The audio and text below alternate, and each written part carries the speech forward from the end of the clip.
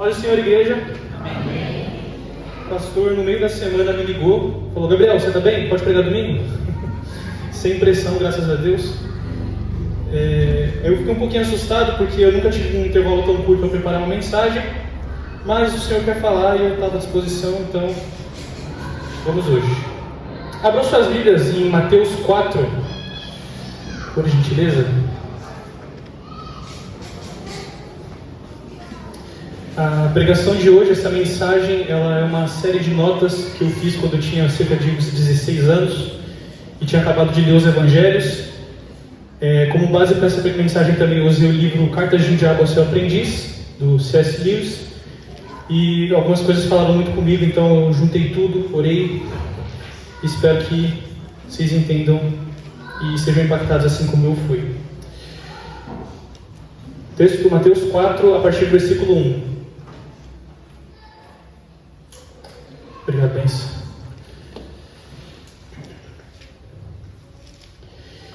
Então, só para a gente ter um breve prelúdio, antes da mensagem iniciar, vamos ler sobre a tentação de Jesus. Eu vou fazer um enfoque na primeira e na terceira tentação, mais especificamente.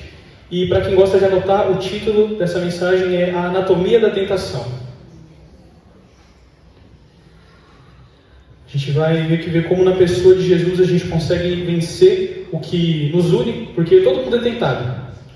Todo mundo, não importa a idade, meio social, posição, não importa, isso é o que nos une, nos faz pessoas comuns, somos tentados, sempre seremos tentados. Mas na pessoa de Jesus nós conseguimos encontrar vitória, nós conseguimos encontrar um alívio. Então, vamos ao texto. Em seguida, Jesus foi levado pelo Espírito ao deserto para ser tentado pelo diabo. Depois de jejuar 40 dias e 40 noites, teve fome. O tentador aproximou-se dele e disse: Se és o Filho de Deus, ordena que essas pedras se transformem em pães. Jesus respondeu: Está escrito, nem só de pão viverá o homem, mas de toda palavra que procede da boca de Deus. Então, o diabo levou a cidade santa, colocou-o na parte mais alta do templo. E lhe disse: Se és o Filho de Deus, joga-te daqui para baixo, pois está escrito, ele dará ordem aos anjos dele a seu respeito, com as mãos eles o segurarão, para que você não tropece em pedra alguma. Jesus respondeu: Também está escrito, não ponha à prova o Senhor, o seu Deus. Depois, o diabo levou-o a um monte muito alto, e mostrou-lhe todos os reinos do mundo, e a glória deles. Ele disse: Tudo isto te darei se prostrado me adorares. Só até aqui. Então, só antes da gente iniciar, vamos orar. Curva sua cabeça. Senhor meu Deus, meu glorioso Pai que habita nos céus, viemos a Ti em oração antes dessa mensagem. Pai, o Senhor sabe melhor que ninguém que dados apenas versículos e argumentos soltos não transformam ninguém, mas sim a revelação da Sua palavra. Então, Pai, revela-nos a Ti hoje a Sua vontade, a Sua mensagem, para que possamos sair daqui com uma nova perspectiva a respeito de quem somos, a respeito do pecado, a respeito do que devemos fazer.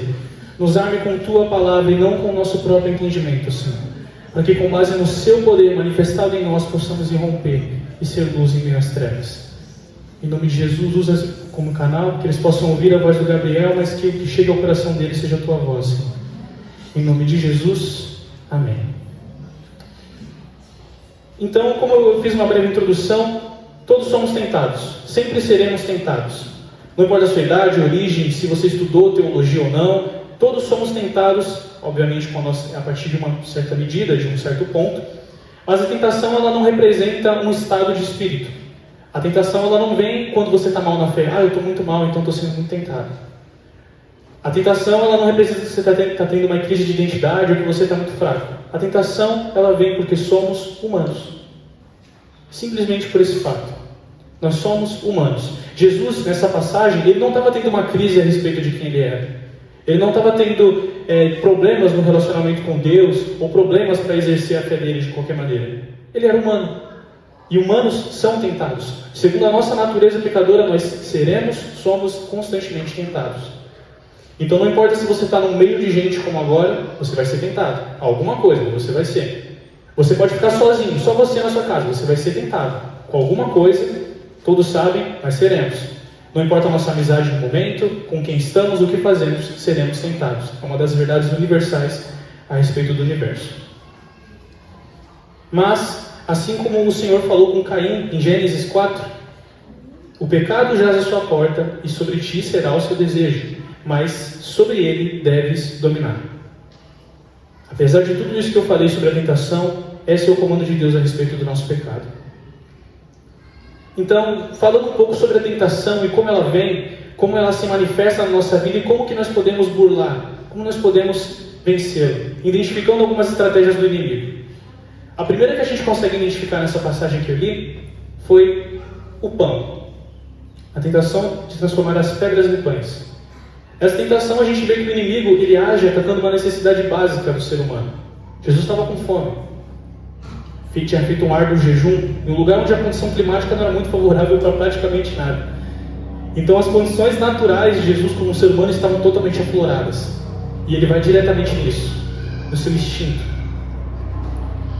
Hoje em dia eu acredito que a gente não é muito tentado a pecar à base de comida, mas a tentação ela sempre vai vir como se algo que você precisasse demais. A tentação ela sempre vai vir mascarada como algo que você precisa, senão você não vai conseguir se prosseguir. Ela vem sempre como algo que vai vir com uma roupagem com a qual é impossível viver sem aquilo. E se você vai ansiar, essa é uma das máscaras da tentação. Não importa a área, atrativa, uma opinião, um momento de raiva, no momento que você for tentado, você vai agir como se você precisasse daquilo. Essa é uma das roupagens da qual a tentação se mascara. Então, muitas vezes, vem algo que ofusca nossos olhos. Nós estamos ali, estamos tentando seguir nossa vida, estamos ali durante a nossa semana massiva, e de repente vem algo que ofusca. Vem algo que tira a nossa atenção do verdadeiro foco. E aí eu quero falar especificamente da terceira tentação, dos reinos e domínios. O diabo levou ele a um monte muito alto e mostrou-lhe todos os reinos do mundo. Essa tentação, ela atinge diretamente a nossa parte visual. Diretamente o que a gente consegue ver, o que é bonito, o que é agradável, o que parece ser bom. A gente vive numa época onde tudo é muito superficial, tudo é muito bonito, tudo é muito agradável, tudo tem uma roupagem muito maravilhosa a respeito do pecado, do mundo. E, como eu falei, a tentação ela vai vir não só como algo que você precisa, como algo que você quer muito, que você entende que precisa, entende que quer muito, mas aí ela vem com essa luz.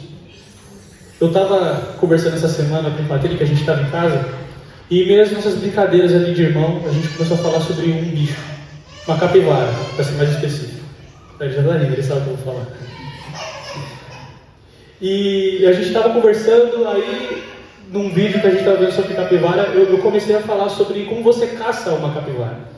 Que eu já tinha visto um pastor fazendo uma analogia em outra pregação, mas é interessante.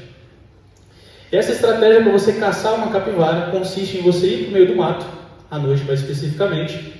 Aí você não fica tentando rastrear ela, caçar sinais, pegadas, pelo, alguma coisa. Você fica parado, quietinho, só esperando. Aí você começa a ouvir o bicho se aproximando, barulhinho no mato. Começa a ouvir. Aí o que você faz? Você dá um tiro na direção para já matar? Não. Você acende uma lanterna bem no olho do bicho, da capivara. Aí a capivara vai ficar ofuscada pelo bicho, vai ficar assim. Fazendo os sonzinhos dela. Ali ofuscada, impressionada com aquilo. A gente está rindo, mas se coloca na cabeça da capivara. Fala para quem está do seu lado. Você é a capivara, irmão. Você é a capivara. A gente está ali vivendo nossa vida normal, está tudo bem, e de repente a gente é ofuscado por alguma coisa. Alguma coisa chama a nossa atenção. A gente vê algo e fica travado. Então a gente ri e brinca, mas a capivara é você, irmão. Nós somos essa bendita capivara. Então, imagina, você está ali na noite com frio, procurando algo para comer, mas eu vou tentar deixar mais próximo da nossa realidade. Você trabalha a semana toda, você está estressado, você não dormiu direito, você é uma capivara com boleto para pagar, você é uma capivara com dívida para quitar, Ser uma capivara muitas vezes tem um ministério na igreja, tem que cuidar das pessoas, e tem que organizar aqui e ali, puxar a gente aqui, administrar. O pessoal que está no encontrão só está passando bastante por isso agora, o pessoal da equipe. E quem participou e está aqui presente sabe como é que é. É estressante, tem pessoa para falar, tem coisa para fazer, tem um prazo para atingir. Então tudo isso vai acumulando. Aí também tem as capivara filhote, que vai dando as dores de cabeça da semana. Tem a capivara fêmea, que também tem uns problemas ali.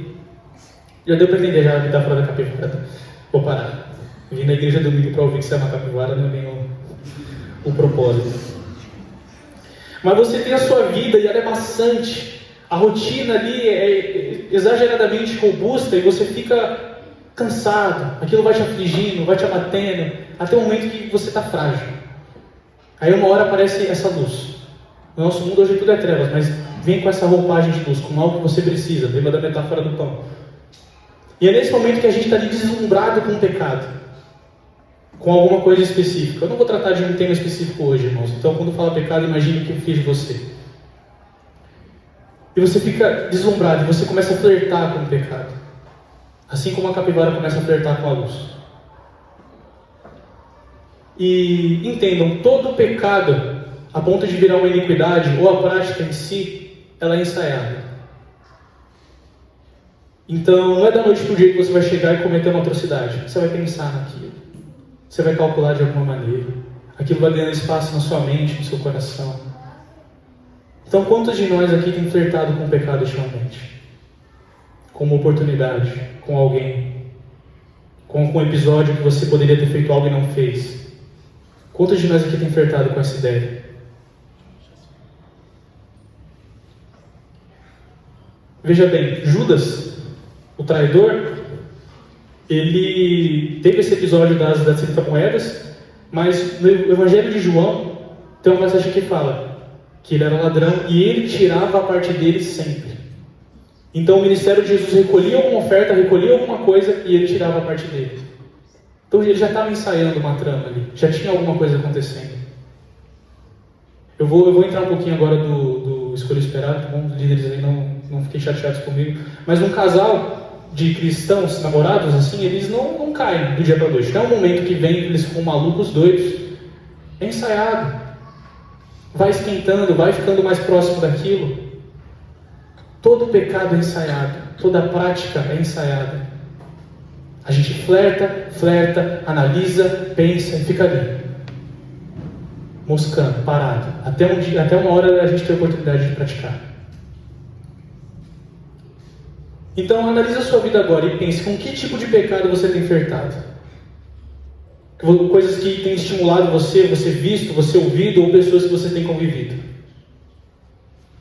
E entenda, existe um princípio na palavra de Deus, em 1 Coríntios 10, 13, que diz que teremos um escape. Não sobreviver a vocês tentação maior que... Não sobreviver a vocês tentação que não fosse comum aos homens, mas Deus é fiel. Ele não permitirá que vocês sejam tentados além do que possam suportar. Antes, quando forem tentados, Ele mesmo providenciará um escape, para que vocês possam suportar. Isso é o que o Senhor diz. Então entendam, o escape, irmãos, ele não é... Vai vir um alívio divino que vai substituir o prazer desse pecado. Vai vir algo, vai aparecer um farol gigante, você vai ficar... Uau! E vai desistir do pecado. O escape é literalmente isso, uma sinalização para você escapar. É literalmente. Você está ali, flertando com a ideia. Está ali paquerando o pecado. Está ali analisando como você pode fazer. Então vem uma ciência, não sua, mas sim do Espírito Santo, de que o que você está fazendo é errado. Para quê? Para você fugir dali. Para você não fazer isso. É literalmente Jesus falando, para de olhar para essa luz, capivara, porque você vai tomar um tiro. É literalmente isso. Então pense, eu sei que durante uma tentação, ela não vai vir de acordo com a sua capacidade, mas sim pelo Espírito Santo.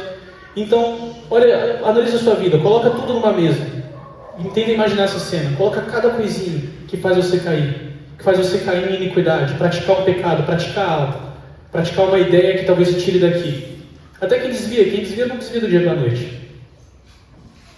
Coisas ali vão entrando, permissões vão sendo dadas na sua vida, linhas de pensamento vão sendo colocadas, investidas e não tratadas. até que a pessoa adoece e sai. Então faz um filtro. Se essa série, esse ambiente, essa amizade, música, filme não te edifica, te põe, mas sim te põe à prova, arranca fora da sua vida. Eu fiz um vídeo no canal sobre isso. Se não te aproxima de Deus, lança fora. Lança fora. É a mesma coisa que é uma capivara amar uma armadilha para uma outra capivara, ou para ela mesma. Põe uma luz que fica piscando, ela fica olhando, ela morre. Eu não estou aqui para falar o que você pode ou não assistir, o que você pode ou não consumir. Eu estou aqui para falar que se o inimigo tem usado isso como pedra de tropeço para a sua vida, desarma ele. O Espírito Santo te dá a ciência do que você tem feito de errado. Ele te dá, vocês estão pensando nesse momento em algumas coisas agora, já pensaram? Ele te dá essa noção. Exatamente para você administrar a sua vida de maneira que você não caia mais. Um exemplo muito interessante para isso é a história de Sansão. Sansão, lá, Dalila, querendo descobrir a origem da força dele para retirar. Então ela pergunta, qual é o segredo da sua força? Ele fala, se você me amarrar com tal corda, eu fico fraco. Ela foi lá e tentou matar ele, chamou os guardas. Isso não foi um aviso? Isso não foi um sinal, olha, eu acho que ela quer te matar, eu acho que ela é sua inimiga. Quais avisos o Senhor tem dado para você? Quais notificações tem vindo do Espírito Santo para que você não cometa mais esse erro, não caia mais nessa iniquidade? Detalhe, pecado é a prática isolada de uma ação, algo que desagrada a Deus. Iniquidade é ir repetidamente, vício, pecado de estimação. Ali você está em iniquidade. Lembra? Apartai-vos de mim, vós que praticais a iniquidade. Então, desarma o inimigo quanto a isso que te faz cair. Facilita o jogo para o seu lado. Em Provérbios 5, está falando ali sobre a mulher imoral, sobre o jovem não se meter nos caminhos da mulher imoral, mas ele fala, nem se aproxima da casa dela. Por quê? Porque ele vai ser tentado. No Getsemane, o que Jesus falou para os discípulos? Orem para que não sejam tentados. Então existe um conceito mínimo onde nós não podemos e devemos evitar ao máximo estar em momentos de tentação. Não é assim, agora eu sei, eu vou conseguir. Agora que eu entendi a tática, eu vou combater. Agora vai dar certo. É aí que você cai. Exatamente aí. Paulo deu a letra. Quando eu penso que sou forte, sou fraco. Sem ele não dá. E a orientação dele é, não se aproxima disso.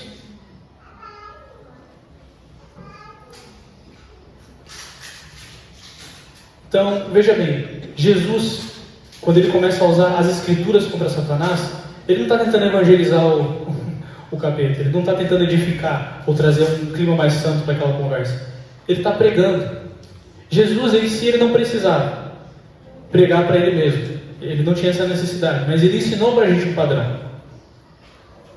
Um princípio que vai contra as mentiras que o diabo conta para a gente.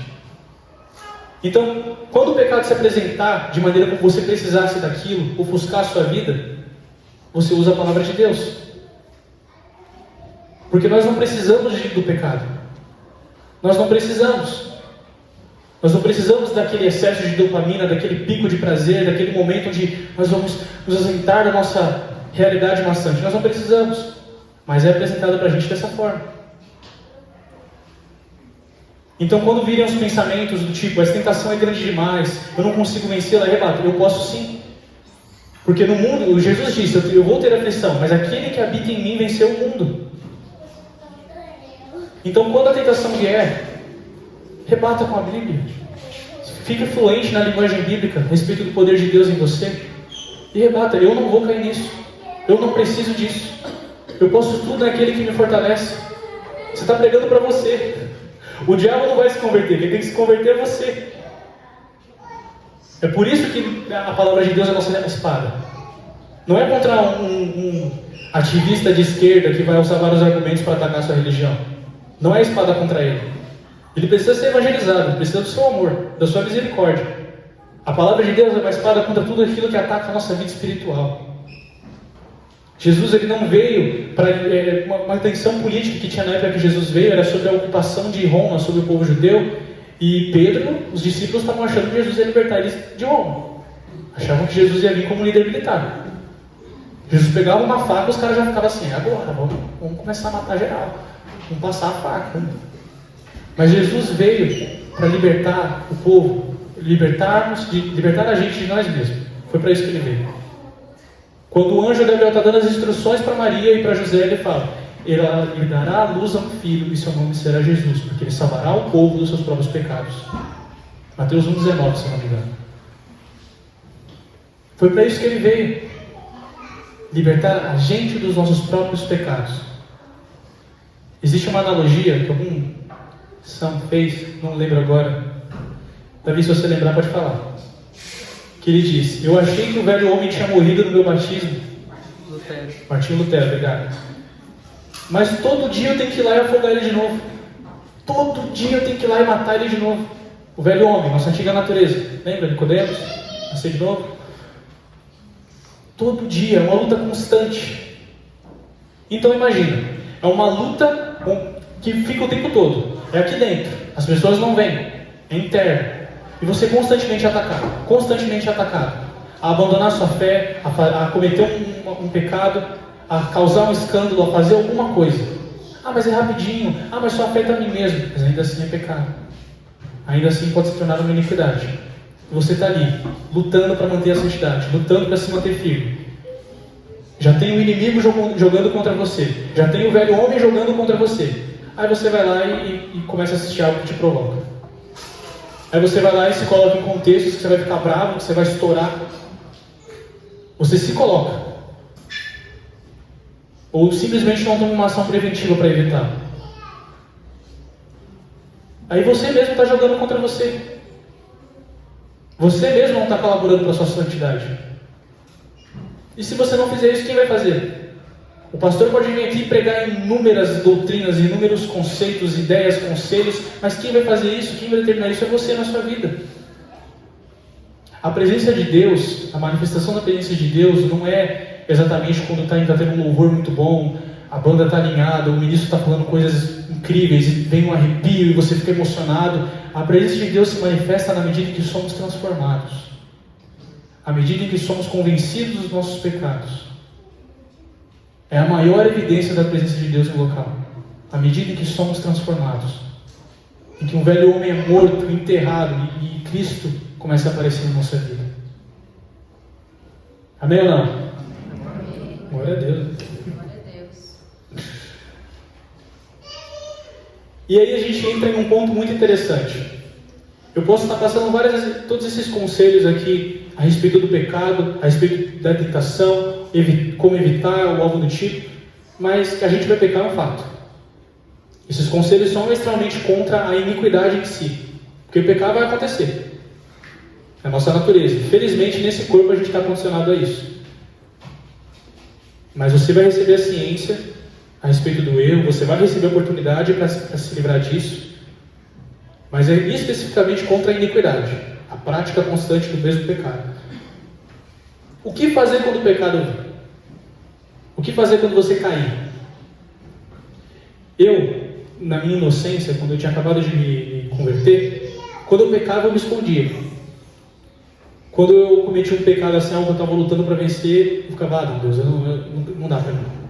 Eu não mereço salvação, eu não consigo chegar lá, não dá. Aí vem pro louvor, vem aqui durante o momento do louvor, está todo mundo lá com a mão levantada e você ali.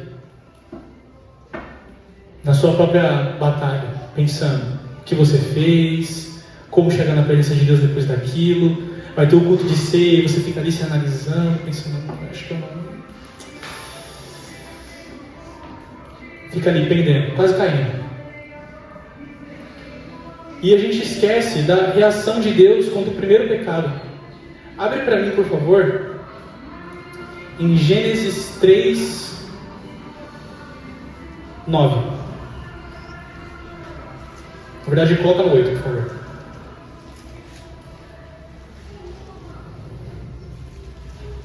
Quando o homem e sua mulher ouviram o som do Senhor Deus, que caminhava pelo jardim ao sopro do vento do dia, esconderam-se da presença do Senhor entre as árvores do jardim. Então é um mecanismo da natureza humana a partir do momento que o pecado entrou. A partir do momento que o ser humano pecou e a nossa natureza foi subvertida ao pecado, o ser humano se esconde. A gente por instinto quer se esconder. A gente por instinto quer se isolar. Não busca o perdão. A gente não busca o perdão de Deus. Não inicialmente, pelo menos. Pode apresentar o nome, por gentileza. Então, Adão e Eva pecaram e toda a tarde o Senhor descia para caminhar com eles à tarde. Mas quando eles ouviram o Senhor chegando, eles se esconderam. E aí vem a pergunta, que rasgou. O Senhor Deus, porém, chamou o homem e perguntou: aonde você está? Que não é na minha presença. Aonde você está? E essa pergunta persevera até hoje. O inferno não foi criado para a gente. Deus se fez homem, sofreu, foi um homem de dores, exatamente para que essa distância não houvesse. Exatamente para que Deus não precisasse fazer essa pergunta: aonde você está?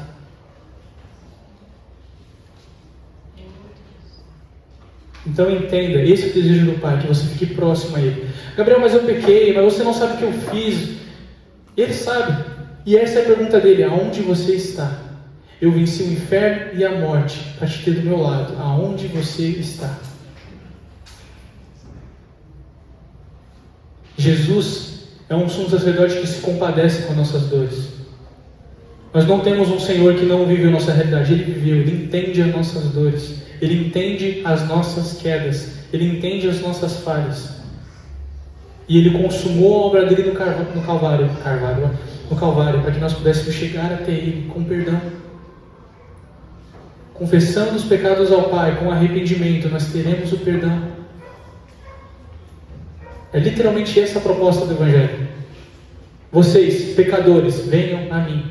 Os que têm sede, vinde a mim. Cansados e sobrecarregados, vinde a mim. Essa é a proposta do Evangelho.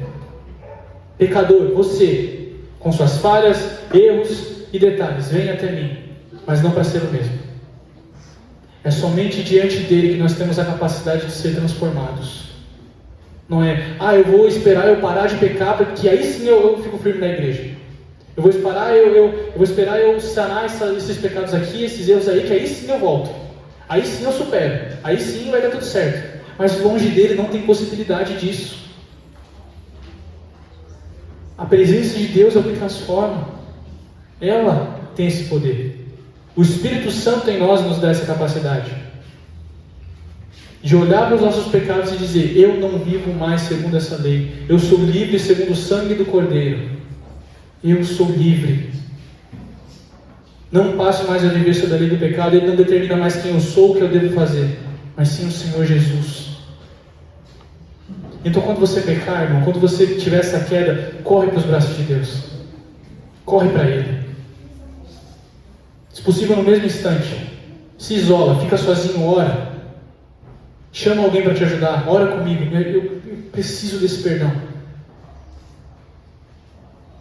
Uma parte de Jeremias diz: cura-me e eu serei curado. Fala: cura-me, Senhor, das minhas aflições. Vê se há em mim algum caminho mau. Olha esse meu caminho mau e me cura, Senhor. Convence o meu coração do meu pecado. Manifesta em mim a tua obra redentora, para que eu possa não mais ficar afligido nos meus dias com isso. É isso que o Evangelho traz. Essa é a proposta da salvação. Essa é a proposta. Não viver mais debaixo do jugo do inimigo ou do seu próprio jugo, mas viver segundo a natureza santa e redentora de Jesus Cristo.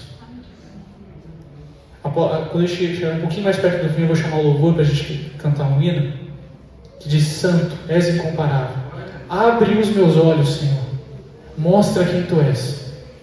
Porque segundo a visão do varão perfeito que é Jesus, nós podemos nos assemelhar a Ele.